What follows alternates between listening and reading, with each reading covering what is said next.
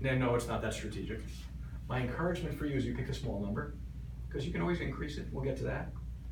So it could be like, for example, you might say, I'm going to pay $200 a month for that.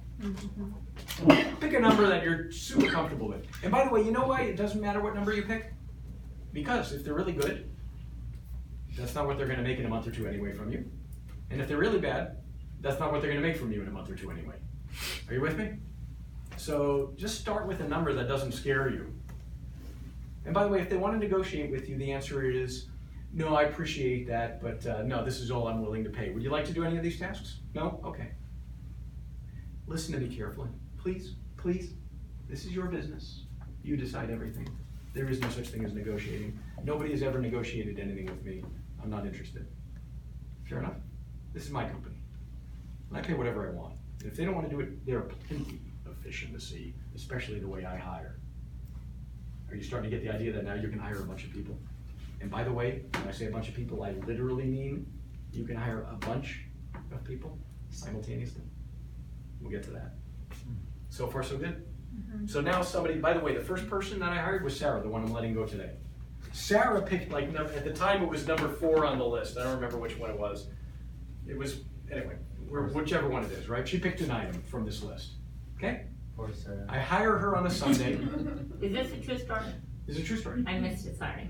I hire Sarah. Really? On Monday. Okay, let me start with the Sarah story. I'm gonna give you real numbers and stuff so you think I'm out of my mind. So I hire Sarah, and by the way, let's start big picture for a minute. I'm thinking to myself, here's the big picture if you want to elevate out to 20,000 foot view. I'm thinking I'd love all 16 of these things off my plate. And you know what? I think I'd probably be willing to pay about $2,000 a month to take if all 16 were handled well. I'm not talking $4 or $5 grand full-time crap. I'm talking about 16 projects. I'm thinking $2 grand. And by the way, you know where I picked that number from? Because that's what I feel like I could handle. And that's period. There's nothing more to it than that. Because I don't really care what the market bears. I don't care what hourly rates are that people expect out there. It has nothing to do with my business, nothing. Make sense? And no, I don't pay by hourly rates, and no, I don't negotiate anyway. I'll just go back to the well and keep telling a million people I need people. Send me people, please. Got it? I'm pretty easy to get past the hiring process because if they want to take a task, I want to see what they can do. Got it? So she picks a project. I pay her $1,200. I tell her I'm going to pay you $1,200 a month. That's what I told her. True story. Right out of the gate. I'm thinking, maybe she'll end up tackling a bunch of projects. We'll start with just one for starters. We'll see how it goes. But it doesn't matter even if I pay her $1,200 because if she's really great, that won't be what she's making in the end. And if she's really crappy, that won't be what she's making in the end. Got it? She picked one task. She did it well. She did it well. She's still doing that one task well. Okay? 2 days later, she's supposed to go out to San Bernardino. She lives in Torrance. To drive out and meet Rosalind to get trained on how to do, she wanted to do a second and a third task. Okay? She asked for it out of the gate. She said, I can handle 2 or 3 things. Let me just start with this one. But by the way, 24 hours later, I knew she could handle the first one. It was that fast. And whenever she handles a project or anybody does a project for me, how do I know it's done well? Are you ready? This is really important. I can see their work on a spreadsheet. There is never anything left to chance. So this is, let me use an example of a project. Look over here on the right and you'll see something like Amani. Just unplug it and plug it back in. Well, I'll just do it on this little screen here for a second. So, here we go. So if you look over here, you have this thing Amani. So Amani, who I hired, well, let's just do Sarah. So Sarah was doing a message where she was sending out messages to people and marking it on this spreadsheet for all of the accountability people, if that makes sense, right? A green means she did it. Okay? A red means it still needs to be done. So she's doing, this is today, by the way. She's working on this one today. I won't get into the details of what the project is. It doesn't matter, but I can see what's going on. I am not micromanaging. I am macro-managing through the metrics. You got it? How do you run a business and have an employee and spend less than 1 hour with them every week, which is the goal of business? Mm-hmm. I never want to spend more than an hour a week with anyone. I text with Roz probably 4 or 5 times a day. The total of the texting is probably less than 5 minutes. I see her maybe on average once every other week on average in person. I spend no time with her. And she's amazing. What do I need to spend time with her for? I mean, it doesn't mean we don't like hanging out together, but what for? I'm trying to build a business. Business means small investment, great big return. Bill Gates does not micromanage 50,000 employees at Microsoft. But you want to micromanage a 19-year-old high school kid that doesn't know their head from there, right? Okay, so do you see, I can see in 24 hours if they're good or not. How long does it take to know if you have a good employee on your hands? 24 hours. It doesn't take 6 months or a year. Now, 2 days later, she's supposed to go to San Bernardino to meet Roz to get trained on project number 2, because she said she wants to tackle the second and the third. She reschedules it for Thursday with Roz, and on Thursday reschedules it for Friday. I'm done, I'm ready to fire her. That's the way I think. Are you with me? Yes. But I'm not ready to fire her from that first project, because she did it well. I'm ready to fire her from projects 2 and 3, because she didn't show up. Is this weird? Okay. So I tell her, don't go to Roz on Friday. I text her, come to my house, it'll be a shorter drive anyway. I'm 15 minutes instead of 2 hours or whatever, right? She comes to my house gladly, and the first thing out of my mouth is what? You're fired. Nope. First thing out of my mouth, you did an amazing job on project number 1. By the way, I realize you probably don't have the time to be able to handle these other projects, or your schedule conflicts with it, right? So let's just go back to the drawing board and see what other project, if you want a second or third project that you could actually handle. Make sense? Yes. I read into everything. If they can't make it for an appointment, there's a reason they're not showing up to the appointment. I don't care what the reason is. It doesn't matter to me. I'm just assuming she can handle this one, and now, okay?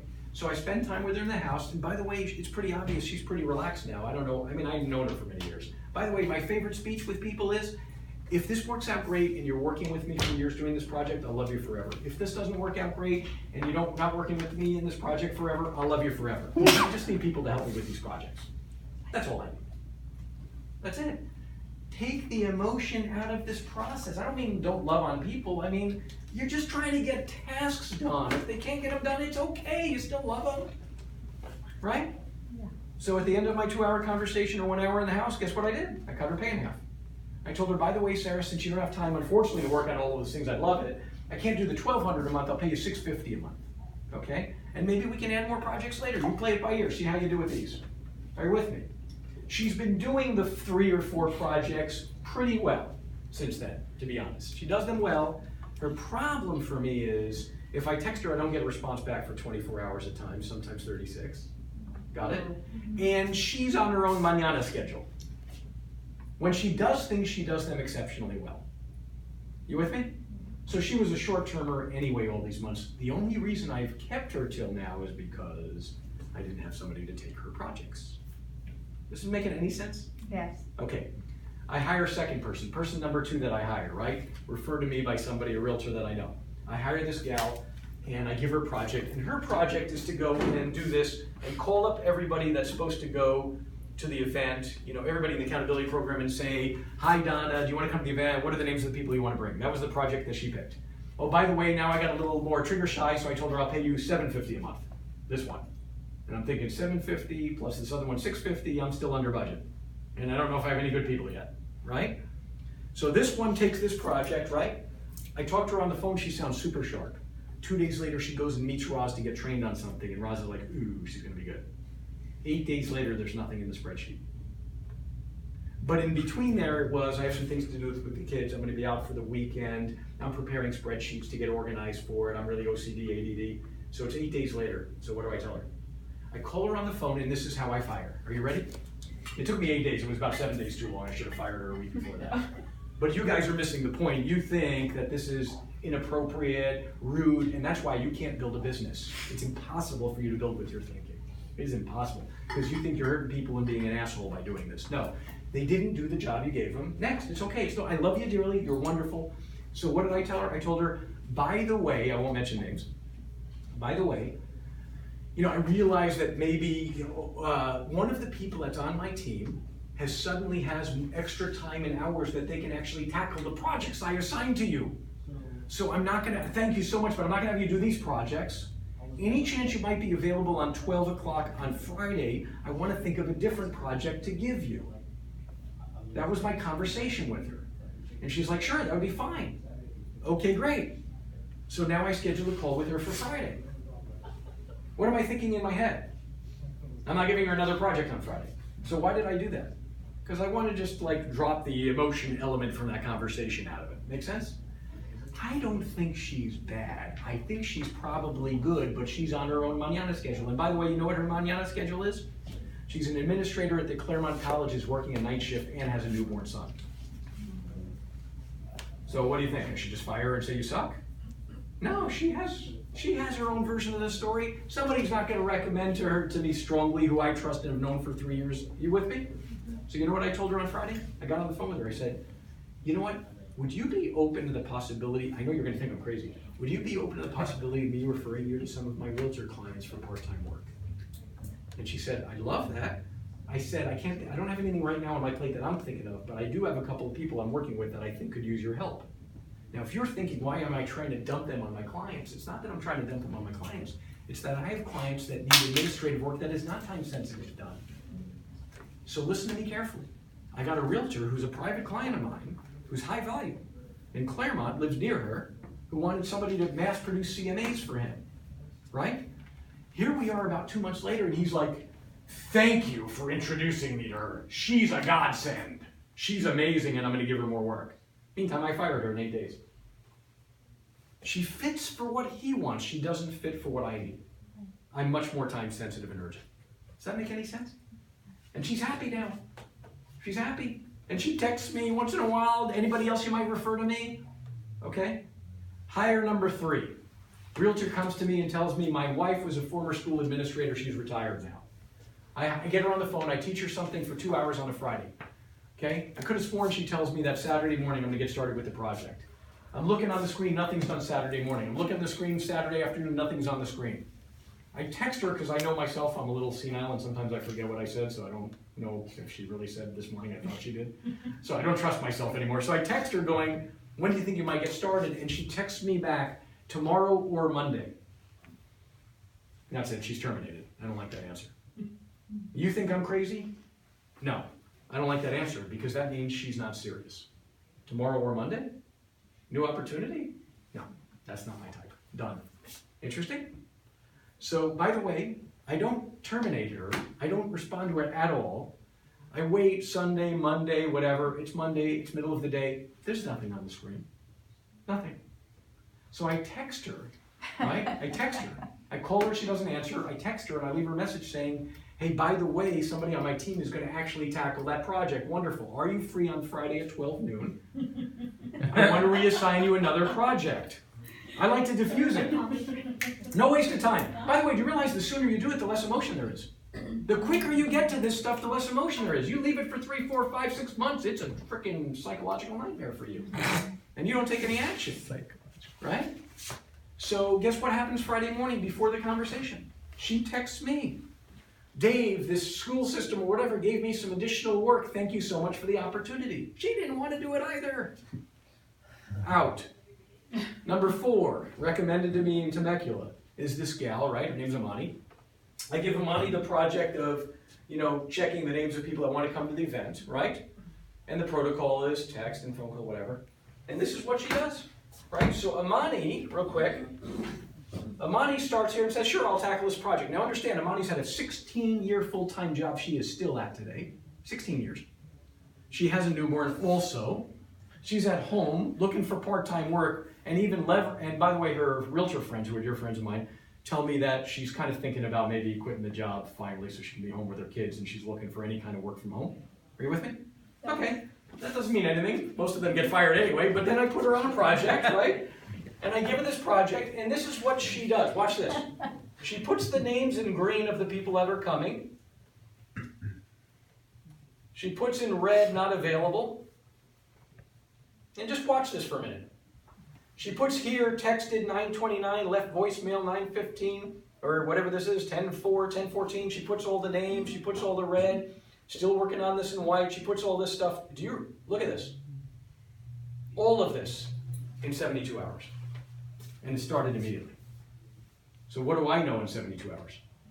I got a rock star. The end. Oh, by the way, I only told her I was going to pay her $350.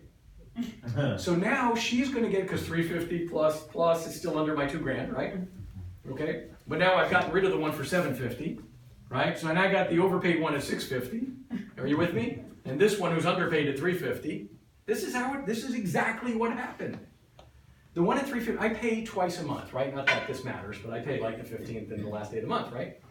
So it's September 30th. It's Amani's first check. She's supposed to get a 175 check. Does she? No, I send her a check for 250. What happens the next day? She calls me. She calls me. What does she say? Thank you. There's a mistake. It was a mistake. Just wanted to call you and let this is her. There was a mistake on the check. I just wanted to let you know. How do I pay you back? That's a good girl right there. It wasn't a test. I just wanted to pay her more, right? And I said, this wasn't a mistake. You're amazing. Keep going, right? Wow, thank you. So the next check was supposed to be $250. She got on October 15th. She got a check for $425. The next check on October 31st or whatever was we gave her $500.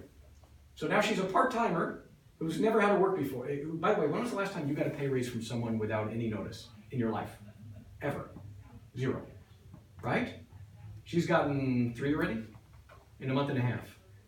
So what do you think happened last Friday when she picks up the phone and calls me out of the blue to talk? Guess what she wants to talk about? Work more. Any possibility, I was talking to my husband, and we were thinking about it, and I don't know if you're interested or not, Dave, but any possibility that you might be interested in having me come aboard full-time after the holiday season? And my answer was, yeah.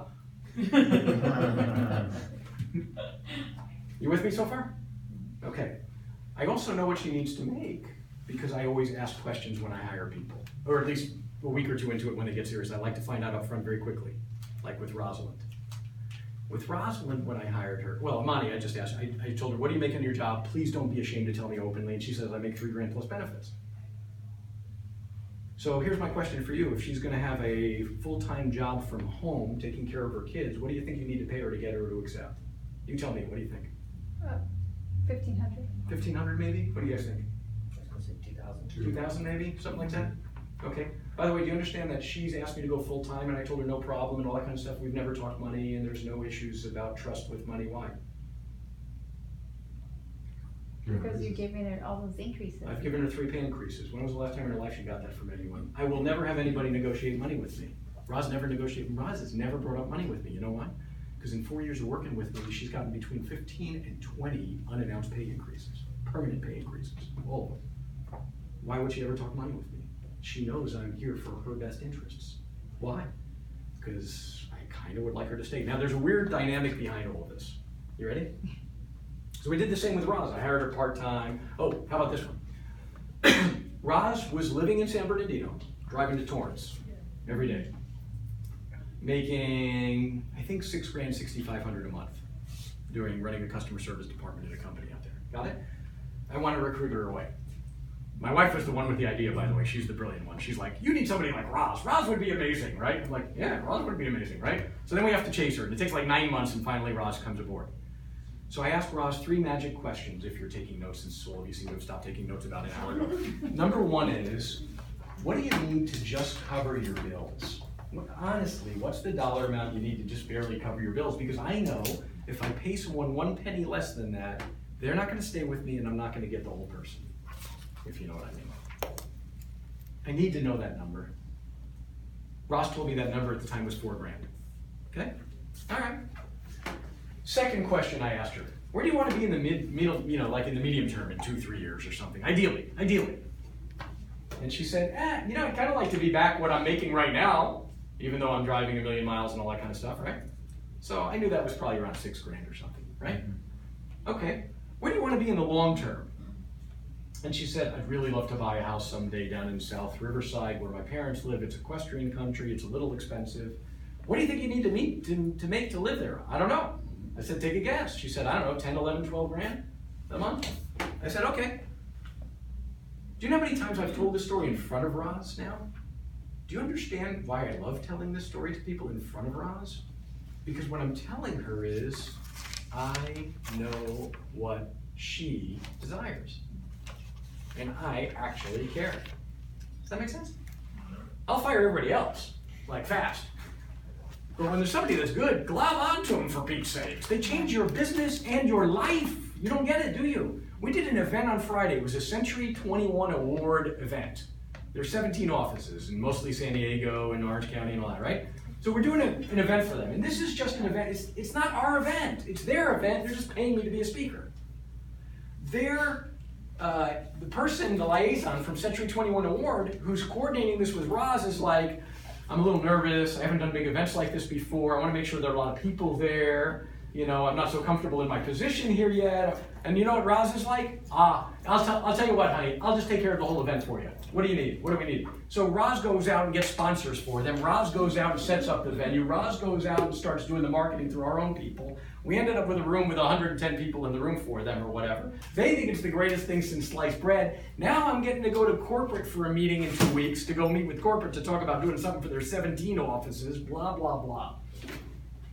You don't get that with part-time crappy people. All these doors open because she's a rock star, not me. Are you with me? Yeah. So your point is to start them out, though, find out if they're good, and then if they are that good, then you want to make them full-time. Don't just go ahead and make them full-time because then you're gonna screw yourself in the beginning. Yeah, and usually there's a time process anyway, right? It's like, I don't even want to ask them to be full-time ever. So, and I know that's a little weird, but I just want to, hey, whenever you want more projects, let me know. So it's really weird because I do these pay increase things with people that are good. It's the weirdest thing. They always come to me and go, Dave, I want to tackle some more things. What do you got for me?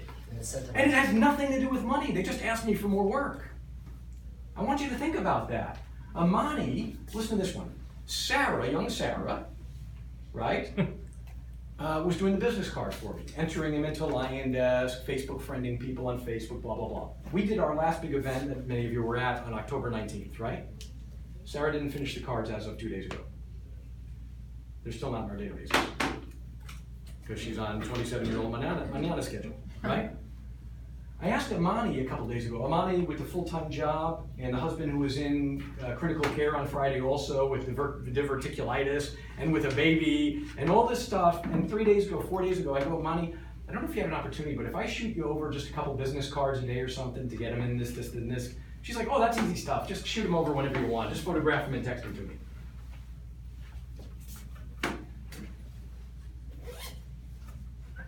So we do an event on Friday, we get another 100 business cards or whatever.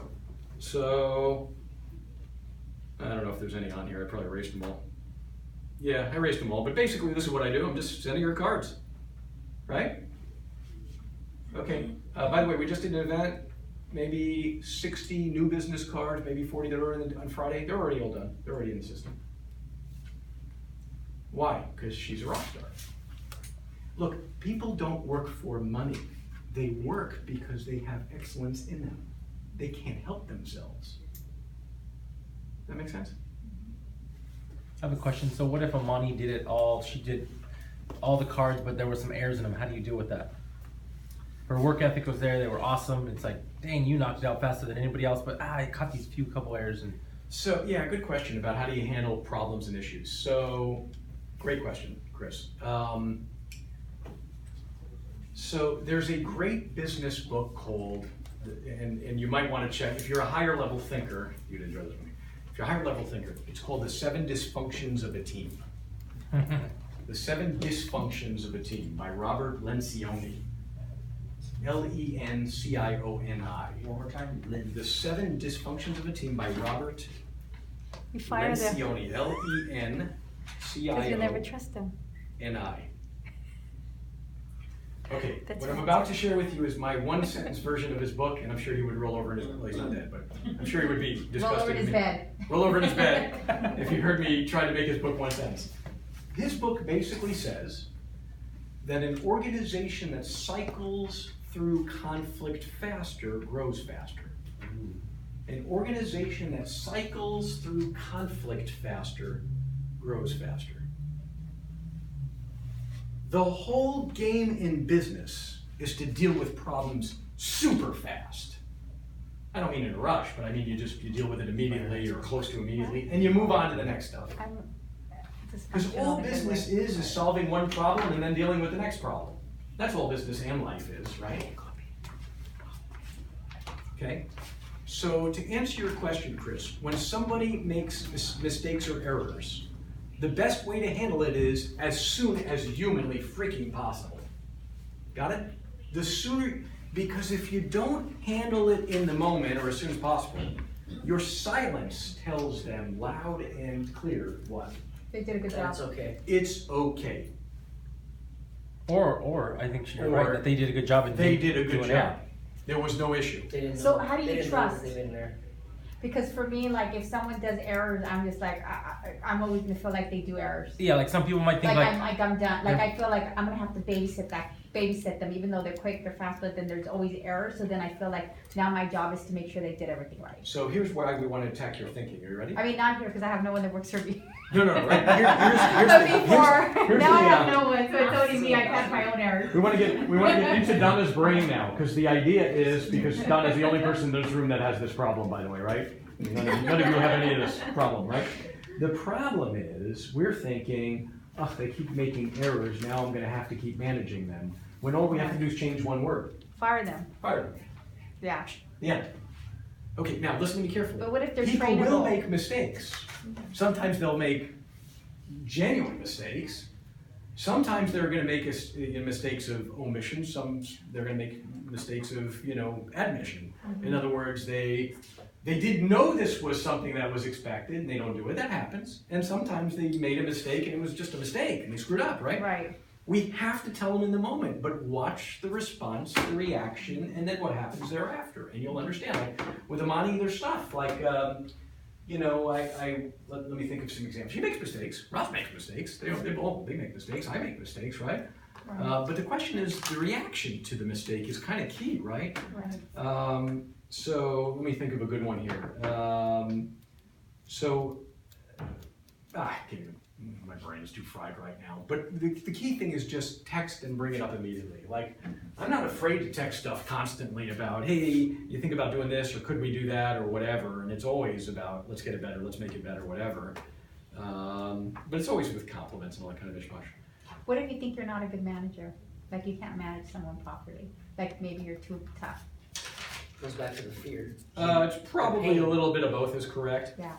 They're probably right, Dan, you're probably right. Yeah, And I'm too that's soft. one of the fears he just brought up in the Donna's too hard and I'm beginning. too soft. I think I'm too was the hard. fear? You know, She feels And like I'm she too can't soft. manage someone. I'm like too hard on them. Can I share with you So I something? try not to This hire never, that kind of stuff about too hard or too soft never comes up in my business. And I'm not saying, this is not about me or look at me or what, I'm not talking like that. What I'm trying to say is, the reason it never comes up in my business is I don't manage out of how I feel. I manage to metrics.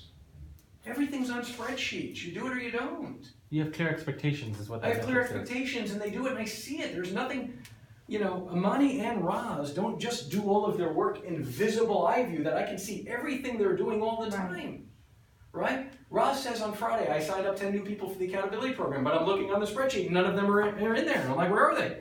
Oh, I didn't get them in here yet. I'm sorry. Oh, okay. I can see everything. Does this make sense? And no, I don't have to deal with them. So, but because everything is based on macro managing Right. through the metrics, Right. there's no question as to whether they're doing the job or not. Right. If Sarah takes business cards, right, listen to me carefully. Sarah gets the business cards from the event, and I'm talking to her about the business cards, and she's like, oh, I didn't know you wanted them. How quickly did you want them in? Right? That for me is an issue of termination. Next. I don't need somebody that thinks like that. She thinks like that. That's the problem. Make sense? But other times it's to correct them. Why don't you do this instead of that or whatever, right? Let me see if I have an example that I can pop up for you. But correct in the moment. Correct quickly. Correct with love and respect. Right. Metric managing, no macro, micro. I don't want to see what they're doing. I don't know.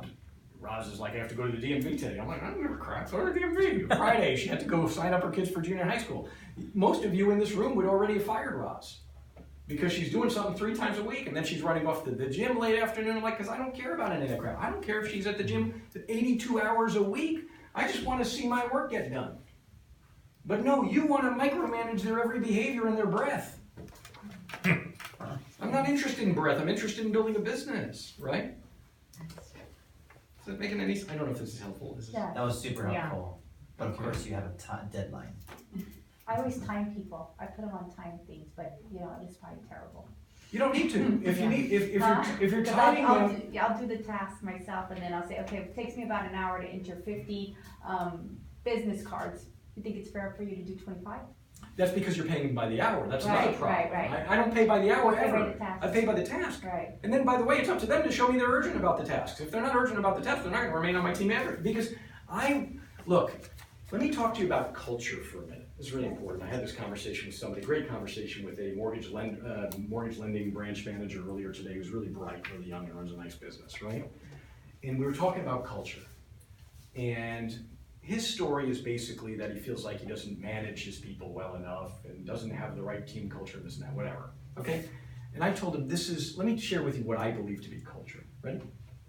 Culture is about any of the following 7 or 8 concepts. Number 1, culture, a great culture has strong urgency. I'm reminded of the let's bring in the yellows now thing, right? Don't wait 100 years. Recruit them all now, build like crazy, right? A great culture has accountability.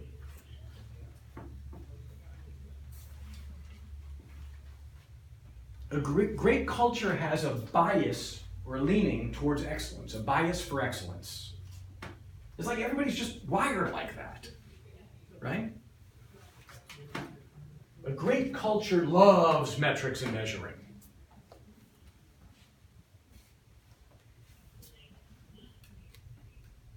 Do you know what great culture has nothing to do with? It has nothing to do with how the office looks. It has nothing to do with the snacks in the office. It has nothing to do with the awards. It has nothing to do with that stuff. Culture has nothing to do with what you think culture has to do with. Culture has to do with how you attack business. That's all. And you get what you tolerate. So when you have an organization that's not getting things done, that's because you're tolerating people who don't get things done. Does that make sense? And it doesn't mean you have to be mean to them. It means you have to hire and fire. And hire. But we're not doing it. But we don't mind hiring 19-year-old kids that need a job because they're $9 an hour because we're fearing money. So we're going to pay minimum wage people. And then we think we have to hire them full-time because that's what everybody else does in the industry, even though that's wrong. And then we're wondering why they're no good. We're wondering why they're not serious. We're wondering why they're not smart. We're wondering why they're not determined, disciplined, dedicated, and get results. Does that make sense? Then we hire somebody who's fast and they're making mistakes all over the place, and then we're wondering why they don't get any better later. Steve Jobs says you can't make people great. You can only hire great people. Mm-hmm. That makes sense. So, your job and my job is not to make people. I'm a coach, and my job's not to make you great. I tell people all the time, if you get worse while you're being coached by me, that's your freaking fault. And if you get better while I'm coaching you, that's because of you. My job is to provide tools and inspiration. You know what the job of a business owner is? It's to filter through talent. It's actually easier than you think. Hire, observe, keep or replace. Repeat. Hire, observe. And by the way, the observation, whenever I ask people, how long does it take for you to know that you have a good person? All these dodo brains keep telling me 30 days, 60 days, 90 days. What are you talking about? It's like 1 day, 3 days, you know. so Seriously. Yeah. So they're not productive, fire them. Quickly, Does with it cost love you- and respect. Yeah, because it costs more to keep them. Yeah, and then everybody's worried about firing and this and that. That's because you're paying them it's because you're hiring them full time now. Yes, you have to deal with this and that, and unemployment and everything else, because you hired them like a dodo full time, because everybody in the industry teaches you to hire full time. It's stupid. You hire them part time and pay them on projects. There is no hourly rate. There's no employment agreement. There's no nothing. It's like, you know what? I really appreciate you. I got somebody else that's already experienced that's going to be tackling this project for me. Mind if I think on something else that might actually work for you? Can we reconvene in 3 days? And you can get back to it in 3 days. You say, you know, I don't have anything currently. Can I give you a call back in the next week or two? If you want to diffuse it without the confrontation. You don't have to do it the way I'm doing it. You can do it any way you want. Right? But you don't have to try to act like a big shot. And that's the problem with the TV show, right? You're fired. It's like the problem with that show is that's the way everybody thinks it's supposed to look. It's not supposed to look like that. Sheesh, that's a good way to get lawsuits. Right. Okay. All right, so now what happens? So now we got Amani calling up going, any interested in taking me aboard full time? Yep. Okay, and she's like, well, you know, Dave, she says, I'm thinking, you know, it's really the right thing for me to stay where I am through the holidays because there's some things there and there's a leader that's missing, and I just don't feel like it would be appropriate to leave before then. Of course, all great people are like that. Does that make sense? Make sense? So what do I tell her? Okay. Oh, by the way, and she's still giving me the explanation. But Dave, there's really this reason and that reason. I'm like, oh, I don't need to hear 42 reasons why you need to stay. And this is what I told her. I said, can you please do me a favor and tell this to your husband too? Tell him that I think you're amazing, and that you could come back to me on January 1st and say you're ready, or in March 1st and say you're ready, or in April 1st, or in June, or in September 1st and say you're ready. And the answer is yep. Okay? So please, relax. Happy holidays. Love you. Got it? That's how you treat rock stars. She's chasing me, I'm not chasing her. Make sense? Okay? Oh, by the way, what am I gonna pay her? So let's see if you can figure out the mind of devious business coach Dave here. Ready? So Sarah's making $650 a month, overpaid, right? I'm gonna be parting ways with Sarah here, if not later today, if she calls me or answers the phone, then it'll be tomorrow, right? I love dear Sarah, by the way. But Sarah actually wants to move to Japan to do mission work anyway, and she's studying for it and all this kind of stuff, okay? And so right now Money's making $1,000. What would you do? Give her more. Exactly what would you do? There's no right answer, so whatever you say, I'm cool with. I don't even know the answer. There is no answer, right? What would you do exactly? So Amani says she wants to start right after the holidays. Sarah's working on projects that need to get done, right? Sarah's getting paid $650. Amani's getting paid $1,000. Just give me some ideas. What would you do? Whatever you say, I like, because there's no right answer. I don't even know if I'm handling it the right way, and I don't really care. Because who really cares? Just do it, right? Give me some ideas. What do you guys think? I would find out if Armani, is she planning to find a job if she doesn't get the salary she needs? Okay, so in other words, what if she doesn't get the salary she needs? Okay, that's a good question. What else? What do you guys think about that, by the way? I like that idea. Find out that she was trying. Because you may lose her anyways. Then I may lose Amani, this is the good one you're thinking. You may lose her anyways, and then you have to make sure you're covered. Okay. What do you think? And Go ahead. Sorry, okay. I would keep sharing at the task that she's good at and reduce her pay rate, because she seems like she's happy with that. Which one now? Sharing. No. Oh, Armini? No, Sarah? it's firing Amani. Sarah. Oh, Sarah's Armani. gone. There's only one girl left? There's two still, because I haven't fired Sarah yet. Sarah and Armini. She got Amani. Armani, okay. Rockstar, and then Yeah, Sarah. and then Sarah's the Well, one I- getting fired too. Okay. You want me to keep going? Yeah, sorry. No, go ahead.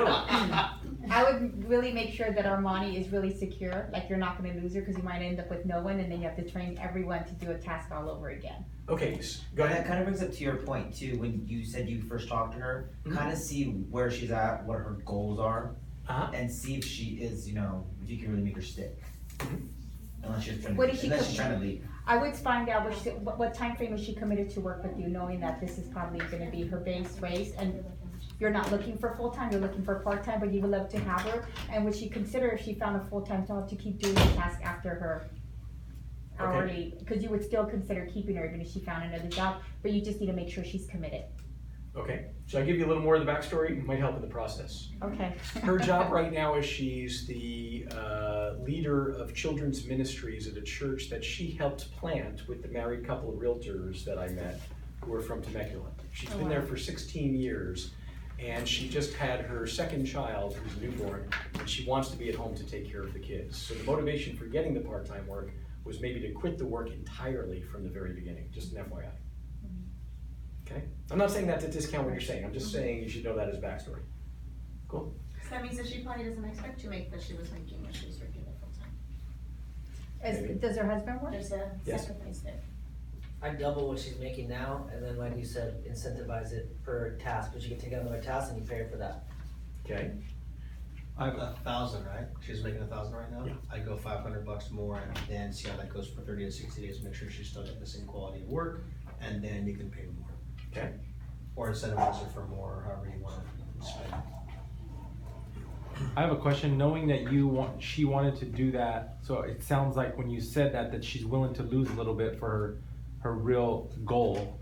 Are you thinking in your head, or have you thought in your head like, okay, I don't need to pay her $6,000 even though that's what she was making?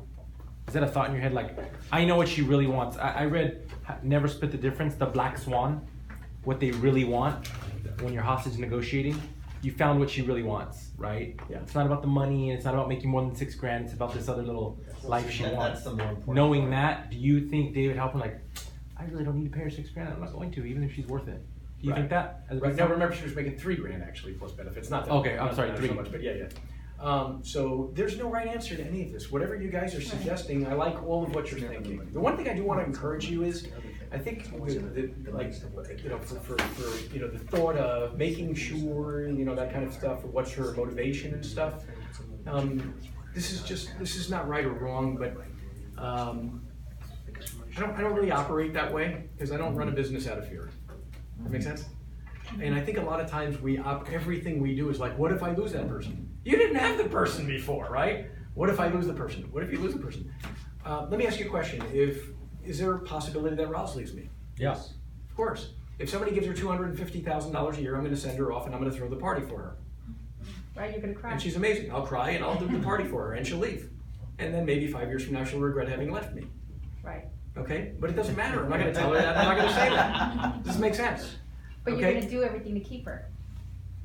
I'm not going to pay her $250,000 to keep her. Right, no, I'm just No. saying. And by the way, I think what you're going to find is this fear-based thing goes away because I've given her 15 pay increases and she works from home and dictates her schedule. She dictates her schedule. I never tell her where or when to do anything. She will not leave me. I'm going to make a bold statement. Are you with me? And Amani will not leave me, and I will pay her less than $3,000, and she will come full-time and will not leave. Do you know why I say that? It's not that I'm God. I don't know the future. They could leave, right? So, you got to have a good laugh at You my expense, dangle I the guess. carrot. Because I gave them pay increases, Yeah. and they never got that in their life from anyone. What do people really want? Appreciation. Appreciation. Everyone. What do people also really want? To make sure they at least got their bills covered.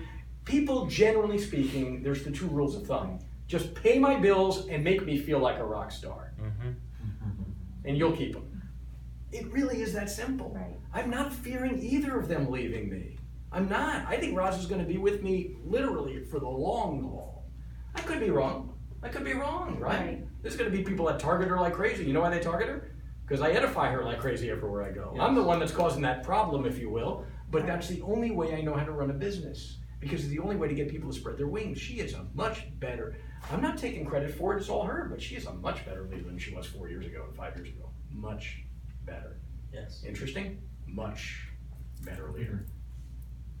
And she may not know where it comes from and blah, blah, blah, but she knows, she gets it. Is this making any sense? But you can't operate out of fear anyway. What if they leave? So, let me ask you the question. What if Amani leaves? Then what? You I just know. hire She her. leaves. Then what? I go back to the database. Remember, I just found her in only 8 weeks. I only hired 4 people. Yeah. And I found her. She ain't the only freaking fish in the sea, kids. You guys are running around with this paranoia about there's no good people out there. There are tons of great people out there. Your problem is you don't fish. Or when you do, you try to do it yourself. Depends what the job is, though. Depends what the job is. Yeah. Meaning, Like, depending on what, like, type of job it is and what's required of them. Like tasks, I mean, what kind of tasks it is, so. Yeah, Does that make sense or no? explain. I'm not No, go ahead. What do you mean? No, it just depends what type of job it is, I guess. Some people are good at what. Well, No matter what, they're good people at everything. They're good people at everything. It's like people that say, I can't find a good salesperson. There are people that are saying, gosh, I wish I had somebody on my team that was like Donna, driven, positive, self-starter, initiative, personable, right? I wish I. This is what you are. This is what you are. And they're, you know how many real estate offices would die to have someone like her in their office? Keep Right? going. No, Wait, seriously. hold on. Hold on. Okay, hold on. Say that again. She's gonna send it to Wait, Angel. hold on. Do There it we again. go. Do it again.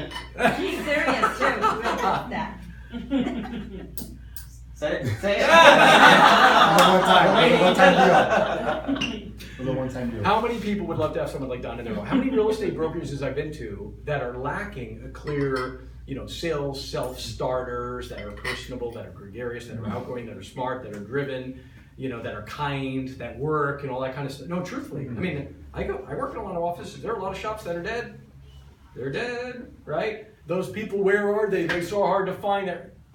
There are a lot of great There are freaking 17 million people in LA. And yes, I know most of them stink compared to the rest of the country, but still there are great people here. Should I tell them the story how we found you? Oh, wait, oh, God. Save that for after, save that for after. Let's hear some more good stuff. Yeah. Thank you, Mark. It's a funny story. I have a question. And I've heard that story a few times already, so you know. I'll talk about it later. We love John. Right on. He's never leaving. They're brutal. That's why we love them. I don't mean to come across as so ornery or crazy today, but this is a topic that if I don't break your paradigms, you won't take action.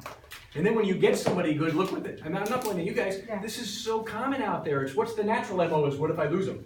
Yeah, 'cause Ay, that's what ay, we're ay. looking for. People, Like, who cares if you lose them? How'd you get them in the first place? You got off your ass and recruited.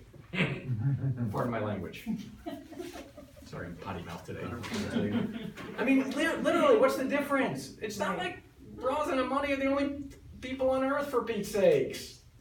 You know why we go through this? Yeah. It's because we don't understand our own power. Mhm. Let me do a little bit leadership qualities real quick, and then we'll do a little more on the leverage and delegation to wrap up. Leadership qualities. There's a product we do called Board of Directors, where it's a little bit more intermediate and upper end type stuff. People come to my house, and it's not just people from the real estate industry, it's a mixture of industries. So, and it's a higher level thing because it meets once a month and people are presenting and preparing and giving everybody basically their business plan / review every month as part of this process and sharing their updates with everyone, including P&Ls and everything else. So it's pretty kooky stuff, right? Very cool stuff. And I had a conversation with them and I said, here are the rules of the game. Whenever I kick off a new board, the rules of the game, are you ready? I say one of the critical rules of the game is this: you must have both humility and identity. They're crucial character attributes of leaders, and it's required in order to build a business. Can you repeat that? You must have both humility and identity as character attributes in order to be able to lead and build a business. And humility means basically just what it means. It means the problem for most of us in this room is pride. And you may say, no, I'm not a prideful person. Yeah? Then why is it that you're uncomfortable marketing to anyone? Because you're actually far more concerned with what other people think about you than you are about building a business. If you were actually humble, you'd do a lot more marketing. And when I mean humble, I mean not afraid to get no's, yeses, take me off your list, leave me alone. Yeah, I would like to meet you. I'm not, maybe later on. But no, you want to look good in front of people, so you don't do anything. Humility is required. You may have seen my Facebook post this morning, really dumb short one. Winners make the most mistakes, right? Yeah. You know where that comes from? The reason our business is growing like crazy in the middle of everybody else crying about shift, and our business with mostly real estate is growing like crazy, is because we don't listen to that crap. And second of all, I am not the real estate market, nor are you. And third of all is I have enough humility. I mean, I may sound like I'm acting with, pride, but that is not it if you know me and my backstory. I have been humbled more than enough times in my life to understand what it means to be grateful, if you get my drift, right? And enough crap on my plate from the past and present and everything else, right? Humility means you're willing to be told no, to not be liked, to be critiqued, to be criticized, and it's impossible to build without it. Okay? You want to do mass marketing? You're going to get lots of no's and rejection, and comments and critiques. The more you get, the more relevant you are. And it doesn't mean you're being a jerk, right? It just means you're more relevant. Is that making any sense? Yes. You need to be humble. Humble means it doesn't matter what people say. I'm just going to go out there and that's one thing, okay? Humble means I'm not overly concerned with what other people think or say. On the flip side is you need identity. And identity means self-identity, strength, self-esteem, and power. You have to know your own power to influence. Everybody in this room, there's nobody in this room better than another person. There is not one person better. We all have gifts. They are all different, and they're all really strong. The problem is some of us hide them because we're afraid of what people will say or whatever. Or we don't understand our own power, ability, influence, right? And you cannot build a great business if you're not aware of your own strength to influence people. By the way, everybody was put here for a purpose, and that's to be an influence for good. And if you're not using it, shame on you. Shame on you. It's time to step out of this thing and step up and start touching people, right? My wife was saying something over the weekend that was actually sort of in a little devotional where she was making a comment about, holy moly, how many people that doors are being opened to meet and to encounter and to have an impact on and all this kind of stuff. It's humbling, right? But part of it is also because one thing I've learned, you remember the comment I made about, I don't really care what Mike Ferrer, Tom Ferrer, Brian Buffini, or Tony Robbins or whatever says. They could, by the way, they could walk in here and tell me what to do in my business, and I'm just gonna go blah, blah, blah, blah, blah, blah, I can't hear you, because our business is now here, and it was here 5 years ago, and if we just stay on the damn narrow path, it's gonna be up here in 5 years. And the doors will open, right? We have to understand our own power, our own influence, our own strength. Our event was on October 19th, 10/19. I know this is cheesy, but I did it because of a Bible verse, Luke 10:19, literally. Behold, I give you authority to trample on serpents and scorpions and over all the power of the enemy, and nothing by any means shall hurt you, right? For me, the whole exercise is to understand we have the power to influence. I don't mean that in a bad way, I mean that in a good way. Why are we so afraid of that? Why are we so afraid of strengths and gifts? Because we're so afraid to come off as being arrogant or prideful. I don't think there's anybody in this room that's arrogant or prideful. I know this crowd. I don't think there's anybody in this room that's arrogant or prideful. I don't, genuinely. But why aren't we out there being more fierce? Right? When somebody talks shift, why don't we fight? When somebody rejects you, why don't you step up and go? I mean, why do we just melt like the frickin' wind? Because we don't know our own gifts. Right. Did I tell you the story of my dog Pixie? Yes, some of you, I know some of you have heard it. Some of you have not, no? You've heard the story? Okay. I was like, sorry, you'll have to hear it again very soon. So here's the story of my dog. Okay? I would look up a picture, but I don't want to give her all the... Anyway. Some people, if I have not shared this story with anyone, well, with only one person in the entire real estate community have I actually shared this story because I'm close with one particular guy in the real estate community who's become very good, close friends. But as transparent as I am, I don't share this one. March 10th of 2017 was the worst day of my life and the life of my wife's by a big margin. And I'm not prepared yet to share why, if you don't mind, even though I'm pretty transparent. Because dust hasn't all entirely settled, and it was a very, very heavy, we'll leave it at heavy day, and if you heard the story, I think you would all be like that kind of what, right? And probably has nothing to do with what you'd even be guessing.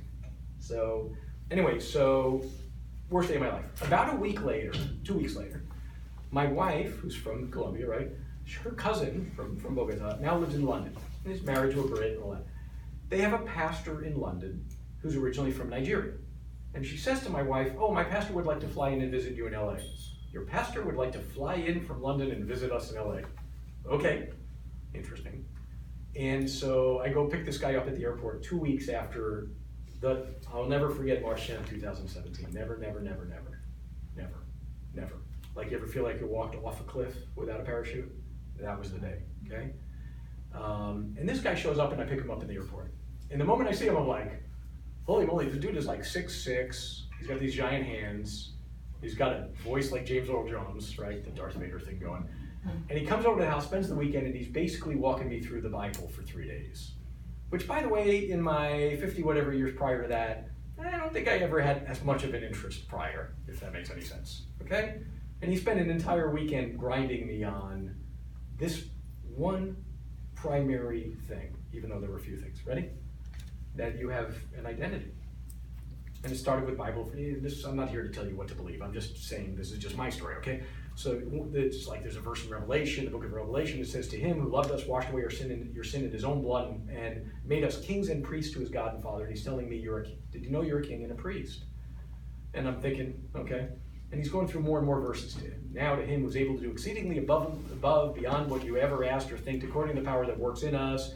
You know, behold, I give you authority to trample on serpents and scorpions. He's giving me all these verses about identity. I can do all things through Christ who strengthens me. He goes on and on and on and on with all this stuff. The whole weekend. Frankly, that weekend was a little bit transformational for me in a variety of ways. And it was incredible, the timing and whatever. All right? But in the middle of the weekend, Pastor Raffel, which is like kind of like kind of like Raphael, he says this to me. He says, by the way, you are a king. And I said, all right, I got that. And he says, what's your name anyway, David? Who were you named after? My grandfather. No, who was he named after? I guess a king. Right. What does David mean? So I get on Wikipedia and I look it up. It means beloved. You are a beloved king. What's your middle name, he asked me. So my middle name's a Hebrew name, and it's Ariel, A-R-I-E-L, which stands for Ari Eloheinu, which is Hebrew for Lion of God. And he says, aha, so your God-given birthright is you're a beloved king, Lion of God. Walk in that authority, he says to me. And he says, by the way, what's the job description of a king? And I said, I don't know, to rule? Exactly. How do they rule? With authority? Right. Who do they rule? Well, they rule their kingdom, which, by the way, is a French word that comes from domain of a king, the house of a king. So what is your kingdom? What is my kingdom? I'm going to argue that your kingdom is your friends, your family, your past clients, your circle of influence, your professional contacts, your fear, your neighbors. That's your kingdom. Do you rule them with authority? How do you interact with them, right? Okay? By the way, if you operated your business today like a king or a queen, if you actually did, what would you have done differently today?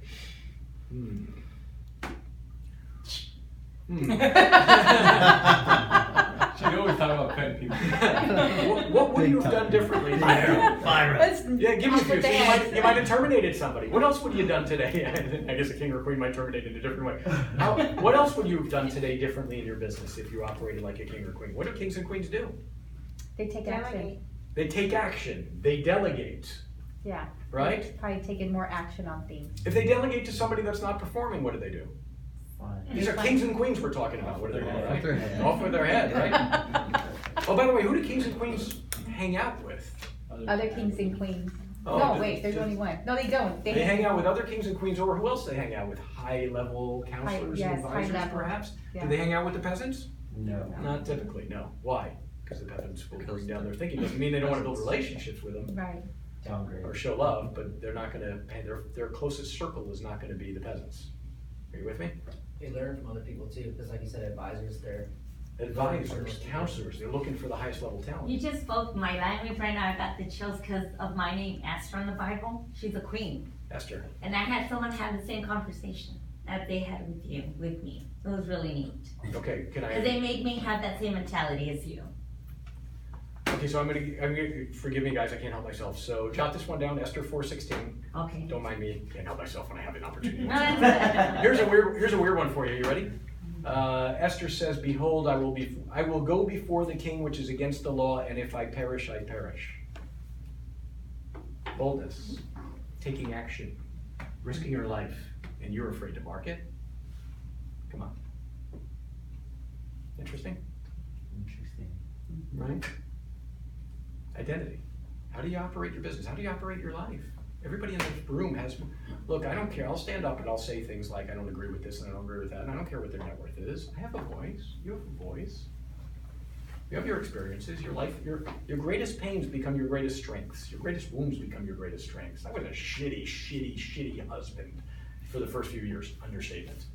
And now people come to me for marital advice, including a lot of my private coaching clients are asking me questions right and left. Are you shitting me? Me? And the truth is, I'm the best person to ask. Why? Because you've done all your stuff. Because you were bad, Right? and you're better now. No, I'm really bad. No. Really good. Sorry. Is that making any sense? Yeah. Don't be afraid. You need both of them in order to build a great business. You need to be humble, but you also need to know that you can speak before kings and queens and princes, and you have a voice, and your voice is worthy of being heard. And when you operate like that, doors are going to open like crazy, right? It's a different thing. I had somebody come up to me and say recently, Dave, I haven't heard you in a couple of years. Your coaching is so much better than before. I'm like, I guess thanks. What did that mean about 3 years ago? But does everybody understand sometimes that comes with the hard times, creates a different urgency? Right. I have a different urgency about stuff now. I don't, you notice I'm caring less and less about what I say. I don't want to hurt anybody or harm anybody. And I honor and respect even the people I disagree with. But it's time to speak up, right? Your business, you're going through the same motions you were going through a year ago, 2 years ago, and it's not going to do you any good. Because because it's not how to run a business. Can you give us just like a couple examples of what you mean by speak up? Speak up. What's your posture like when you go meet with clients? What's your level of self-confidence when you're speaking with people? You know where your self-confidence comes from? Primarily it comes from a lot of things, and we could do that whole exercise for an hour about what are the greatest sources. But I have always thought that the number one source of self-confidence is flooding the freaking funnel. Because the more your funnel's flooded, the more you're going up, the more you're generating leads, booking appointments, going on appointments, generating leads, booking appointments, going on appointments, generating leads, content to create and going on appointments, the more confident you get. With or without closes. I love when people go to me, oh, there's stuff stuck in my pipeline. I love that. That means their identity is shifting and they're getting they have more expectation of themselves. They're like, freaking close already, I got more to do. The problem is when they take their foot off the gas pedal because something's stuck, which is stupid. Go get more, and I'm cool if you're complaining. I mean, it's not like you can control the timing of closes. It's not like I can control the timing of becoming clients. How many times I talked to Angel, I met you guys like a while back. This could have been done a long time. I can't control the timing of when people decide to do things. You know what I can control? Leads, content to build community, booking appointments, leads, and just keep doing it, keep doing it, keep doing it, keep doing it. And the more authority and urgency you speak with, the more people will glob onto you. Listen to this carefully. People follow leaders who are naturally stronger than themselves. Oh yeah, I believe in that. People naturally follow leaders stronger than themselves. Yeah. If you know where you're going, more people will follow you. If you know where you're going, you will have a lot more clients. But you have to know where you're going, and it's got to be obvious and palpable. You got to know what you want. You got to be going after it and all that kind of stuff, and people sense it and feel it, and they want to be part of that. People want to be part of that. People want to be around people that uplift them, right? I don't mind coming in and ranting and raving every time we get together. I don't care, as long as there's hopefully something executable that comes out of here, right? Okay, let me get a takeaway from each one of you, and then I want to do a little 5-minute wrap up on just the brief topic of accountability today. So let's do kind of an around the horn on one item that caught your attention. Because even though all I did was tell my story of leverage, there were a lot of little principles in there, if you know what I mean, right? Shall we start on the right side of the room and we'll kind of go around? I think if you want to go first, one idea that caught your attention. I like the idea of kind of dividing all your tasks and then kind of having an explanation and then who it is, and if it just starts with you, all of them, and then you kind of can go from there and break it down to now these 3 are going to this person and these 3. So I'm assuming they all have to start with you, right? At first, when you're by yourself, originally all those tasks are your names there. So yeah, you start there and you have to break it down. Or to be more accurate, some of them in me and a lot of them are they're just empty. Nobody, right? Yes, that's kind of how it works. Right? Yeah. I like breaking it down like that. You got it. I like the leadership qualities. You must be both have humility and identity. Humility and identity, right?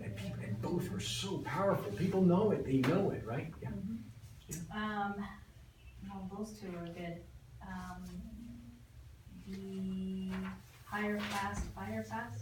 Hire fast, fire fast, right? Good. I'll go with leadership qualities as well. To be humility, and identity. Know my own power and my own control. Good. Excellent. I like when you brought up the referral thing. If you can't even get your own referrals, then you suck. Not so harsh though. Sorry, I don't want to like a week from now, 2 weeks from now, everybody's cursing in this office. We have like 1 hour visit or something, Yeah. And I do also like the fact that the humility and the identity too. That was a great point. Cool.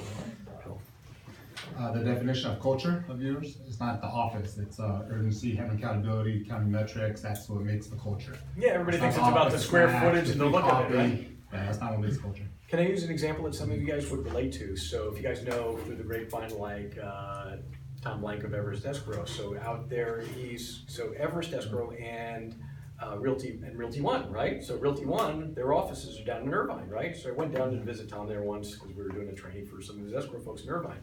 And so the Realty One office is there, and the office is awesome. I mean, it's awesome. It's like got the wine on tap, red and white wine on tap, beer on tap, refrigerator, basketball courts. It's like the coolest, funnest looking, pleasant environment. You're talking about the Realty One in Anaheim? The one in Irvine? Or Irvine? Oh, yeah. And by the way, the corporate office. Awesome. It's awesome, right? And it has absolutely nothing to do with culture.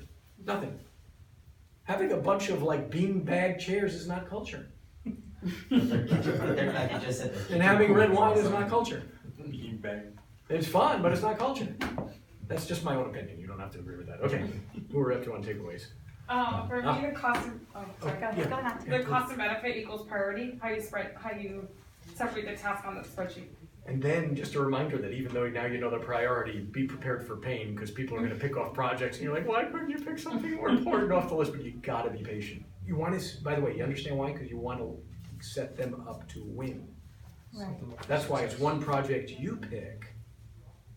And then if you want more projects, we'll go through, by the way, if they say they want more projects, we just go back through the list and I don't try to steer them. Which one or two do you wanna add? You pick. Crazy? Why? Because I want them to win. I want the project turned green so I can breathe. And growth is bloody. It's a painful process. It's like birthing a child, right? But you have to be patient through the bloodiness. We've been going through a remodel in our house. Oh man, now I feel for flippers. I never understood it until now. This process sucks. Okay, this has been going on for over a month. We're like 45 days away as of this morning, according to the league. And I'm thinking to myself, this is a freaking disaster. And we're living in a 200 square foot bedroom and bathroom, basically. My wife and I, our daughter's been basically sleeping over with us every night on the floor in a sleeping bag. Or I forgot the dog story, I gotta tell you in a minute. Our pit bull is, which I'll tell you in a minute, was sleeping there. I mean, it's a nightmare. When are we getting our house back? But we gotta be patient, and it's bloody, and it takes time, and then it's brilliant. Okay, Chris, take away. Being a king of your kingdom and stepping up your game and making sure you're hanging out with the counselors or the people that are best for you, and then the metrics management and setting up people to succeed, because as we become overwhelmed, we literally want to throw everything on one person or two people, and that's not fair. And then we as the person delegating it or leveraging it, we get mad at them for whatever it is, and we're overwhelming them. They can't complete a bunch of tasks perfectly, so. Yes, very good. Good, Chris, excellent. Mark, excuse me. Stay on the narrow path. Stay on the narrow path. Stay on the narrow path. Yep, very good, very good. Did I skip someone? Donna, I'm sorry. So I am actually gonna put these for my 2019 goals. Good. So I'm gonna have the confidence of a queen. I'm gonna flood the crap out of my funnel. Good. I'm gonna mark it.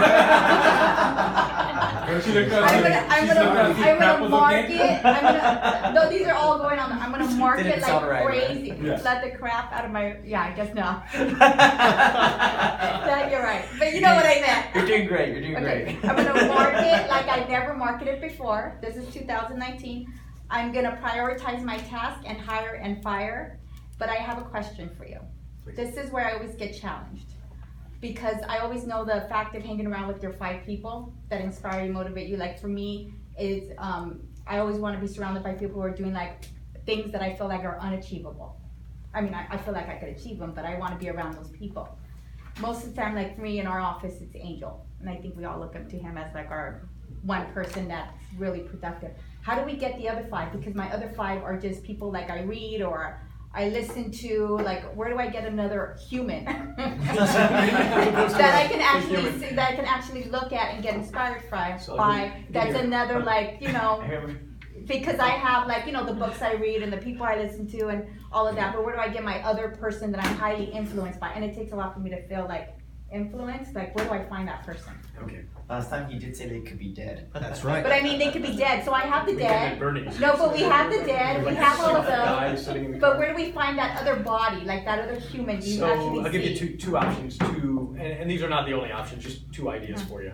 Are we on some kind of security tape or something? Yeah, he's sending us pictures. He's taking photos of us and sending it to him. He took a snapshot. He showed it to me.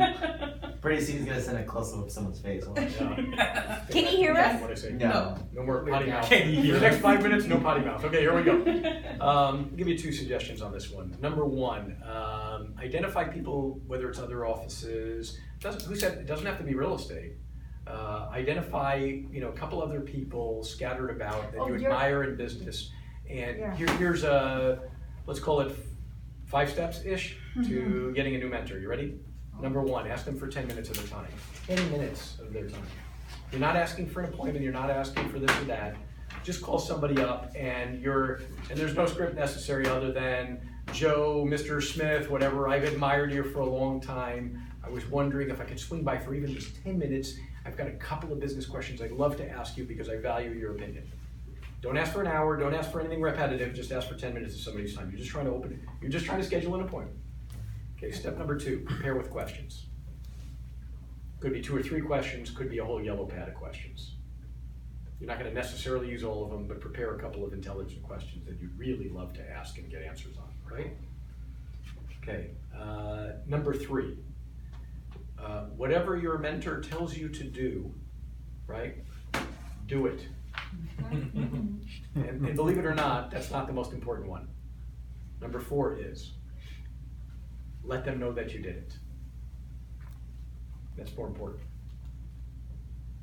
Because if you let them know that you did it, what's going to happen next? They're gonna mentor you more.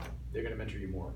Everyone I know that's very high level in business, when I joined this board of directors, this is the other thing I'll share with you as a suggestion, because you can do that over, and by the way, when you go visit them, you know, bring them a latte, ask them if they like donuts or pastries or wine or beer or coffee or whatever, bring them something as a gift for their 10 minutes, and be disciplined about the 10 minutes and leave.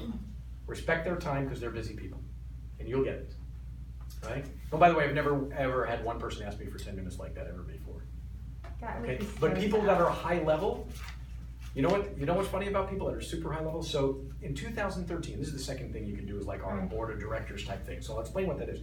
In 2013, I paid $60,000 to my coach Keith Cunningham to fly to Texas every 90 days and go get mentored by him and other business owners in a group. Okay, so I'm literally paying that plus more, and I'm in a group, and I'm thinking, I was a little nervous the first time I went down there, and I just did it with 17, 16 people on Saturday, right? Because we're doing multiple groups. I've always wanted to do this for myself after I did this as the student back then in 2013 and 14. I spent that much money. I'm the business coach that believes in business coaching. I believe in business coaching more than my clients believe in business coaching, honestly, right? And so I'm flying down there every 90 days, and I did it for 2 years. And for a 2-day session where I had to prepare a little package of materials about my business in multiple copies and share them with everybody and then present to them and get feedback and counsel. And by the way, I have a board for myself that I meet with every 90 days to do that with. Now I'm also facilitating it as a product. What's cool about it is, this is why I like this process so much. After 2 years, you know what the best thing, I'll tell you honestly what the best 2 things I got out of it were, and it's not what you think. It's not advice on my business. That wasn't the best 2 things I got out of it. That was number 3 for me. My number 1 was my identity changed. Because 2 years later, hanging out with a bunch of people who were mostly far wealthier and far longer in business than me, after about 3 or 4 boards, I started to feel quite comfortable with them, and a bunch of them became texting buddies, even though they were older and wealthy. Fascinating. And then over time, you know what happened? Oddly enough, over time, I enjoyed it. They enjoyed, you know why they enjoyed me so much? Because they don't have anybody that's globbing onto them to take advantage of their wisdom. And people that are really successful love mentoring. They love mentoring. They have money. They want to give back. And nobody asks them. Nobody asks them. You're going to be surprised how easy it is to create that group. You get 1 or 2 people in the next 24 hours easily to book appointments with. Easily. Right. Nobody asks them that. Nobody ever does. Right? And 10 minutes is nothing when they start hanging out with you and you're edifying them and asking questions and taking notes and appreciative of the feedback, and get out on time and tell them that's wonderful. My goodness, I really am grateful for your time, right? Who said you can't go back 60 or 90 days later and ask them again? And by the way, it's more than likely they're going to tell you on the way out if you ever need anything again, right? We need to start like a mini, affordable board of directors. Well, that's what we did. So that's what we did. So take it a notch. Yeah, we're not, I don't want to pay 60 grand, right? But that's what it was. And so I got down there, and the people I was working with were some serious 8-figure folks in there. I mean, there was some crazy stuff in there, and they were super cool. Right. You know, I realized a couple sessions in, you know what the problem was in the beginning? The problem was me feeling like I wasn't worthy. And by the end of 2 years, the weirdest thing happened. I started feeling like one of the experienced ones. That's kind of dangerous. Right. Is it any surprise that since the end of 2014, it's really been the best business run? Okay. So I always wanted to do something like that. The only problem was I couldn't get the house. I wanted to do it in my home, not in some hotel like we did in Texas. So that took about 2 years of arm twisting my wife. But anyway, so now we're doing it. So we have people coming and doing the board. So it's a 1-year board. And literally it's 8 or 10 business owners. And we had so many people just in the first run that we're going to do 2 boards, and we have more people interested. So I think we're going to do more than that, actually. This is your board right now, right? It's my boards. They're 2019. They start in January. So there's actually, I'll give you an example. I was sharing with Mark. One of the people in the board is, if you remember our last event, she was the skincare products woman who was Oh. wearing a t-shirt and looked like, just like a salesperson. She and her husband own 3 businesses and a private jet. Nice. In the board is my personal friend Rocco Norton, who lives in Santa Barbara and is a very high multimillionaire who's owned a flooring business since the age Is of this 15. the 60,000 a year? Board? No, this is the one I'm doing. Okay. So he's in this board with us. Mhm. We have in the board the founder of the private Christian high school, the owner of the private Christian high school my daughter attends is in the board. We have a guy who owns a call center business is on the board. We have a guy who owns a merchant services company is on the board. We've got 5 realtors. We've got 2 lenders. We've got an escrow company owner. We've got people that are still on the fence making decisions, including a married couple who've owned their software business for 40 years. I mean, Nice. and we get together monthly, and yeah, you gotta get your butt in front of people and present your stuff to them, including your financials. And by the way, 80% of the people don't wanna join because they don't wanna share their financials, to which my speech is very simple. Most of you in this group, I don't care, in the board that I met with on Saturday, most of you are not gonna wanna show your financials. I will. And that's why you'll be, 'Cause they're that's not why, good that's enough. why you're gonna be paycheck to paycheck 20 years from now. I'm cursing Oh. you by saying this. Right. No. You have to have the humility to say, I don't care how ugly. And my favorite story on this one, if you don't mind, Donna, this is really important, is this is going to come out the wrong way, so ignore the first 2 minutes. I went to Yale. I graduated Phi Beta Kappa Summa Cum Laude, which means top 5% of my graduating class grade-wise. I went to work for an investment bank that bought Crescent Jewelers, and I was the CEO of Crescent Jewelers at age 30 or 31, 3rd largest jewelry chain on the planet. Left there to become the CEO of a database marketing company and started my own consulting business, now coaching. Sounds good? Amazing. At age 40, my net worth with my wife and young daughter was very large, negative, which is proof Yale doesn't teach shit, and none of that stuff mattered. A very large negative. A very large There's negative. a lot in debt. You had a lot of debt. Yes. You want to build wealth? You have to know how to build wealth, Yes. which, by the way, is a lot easier also than it sounds. Today, 12 years later, our picture is, if you told me at age 40 it would look like it does today, I'd have said, where do I need to sign? And by the way, my wife and I have done nothing brilliant in the last 12 years, except for one thing, which is brilliant. You ready? Every month, my wife and I look at our P&L and our balance sheet. Yes. And my wife is not business savvy, but has a lot more common sense than me. And all we do is look at it. We don't have budgets. We don't do freaking envelopes with cash. We don't do that stuff. I don't believe in that stuff. I like Dave Ramsey, but I don't believe in that stuff. I don't believe that paying down debt is always the right thing to do first, as some of you guys in this room already know. I don't believe it's the right thing to do at times. Because I think if you don't have much cash, paying down debt's stupid, personally, okay? But that's a whole nother story. But how do you know any of this stuff? And by the way, my wife and I, we picked up lessons along the way from people from our peer group, because I started hanging out with people that were far wealthier than me, and they did things very differently from what everybody teaches. Kind of weird, kind of no surprise. But the one thing we did was we looked at our numbers and metrics, and have been doing it ever since then. I'm obsessed with that. My wife is a financial expert, but if you talk to her, you'll think she's not a financial expert. Does that make sense? Okay. So the board we do, in case you're curious, is a 2019 board. The total cost is $3,950 for the whole year. That's it. If you want to if you can't handle that, you make 12 payments. That's fine. Talk to Roz. Don't talk to me, right? And what we're doing with people is, I would rather charge $60,000 a person, Right. but I don't think I'd have too many people right now. So my clientele's a little different, I guess, from my coach's clientele. But anyway, that's a whole nother story. But the board is a 2019 board, and the way it operates is we meet in person at my house 8 days, 8 months, and 4 times I do private phone calls with each of those people. So January at my house, February at my house, March by phone, April at the house, May at the house, June by phone. One guy who's in the board flies in from Vegas. He came in on Saturday. He owns a nonprofit medical clinic, and he's a stronger businessman than most people that are on the board. One guy who I had a conversation with this morning, who I'm expecting to join the board tomorrow, is a mortgage lender that lives in Bend, Oregon. And I'm expecting him to join and fly into the board. Why? Because I've known him for the last couple of years, and he wants to be around higher level people. Right?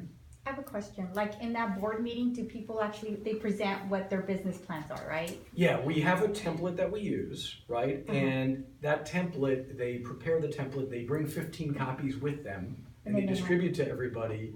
And at each board, we do half of the board group in depth, Right. 45 minutes to an hour each. And then we do the other Wow. guys like in a quick speed job, but then in the next session, they do the longer version.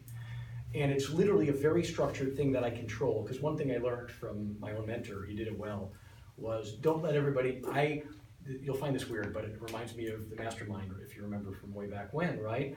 I will never do that again. I don't like that format at all. And the reason I don't like it at all is I never ever. I wanted to be in that. I'm never gonna do a mastermind where anyone can speak all the time. Never, never again. It doesn't work. You know why? Some people talk too much, and some people don't talk enough. That would be Was that the too one much. friend? That's what with West Covina and stuff like that. Growing up. Yeah, and you can have great people, That was it. but my rule of thumb now is I control the dialogue. I'm controlling it. Why? Because I know when things get off tangent, some people have a tendency to talk, and sometimes they talk nonsense, right? Now, this is different because it's generally higher level people and cooler dialogue. There was some wild dialogue on Saturday. We were off to, it was a wonderful start. It was awesome, frankly. You should talk to some people in it, very cool. But we've got some interesting things going on in some of the people. Yeah, I gotta get rolling here. All right, guys, that was too long anyway. So hope it was good for you guys. Have a great Thanksgiving for you. See you all soon. Is that cool? Thank you, David.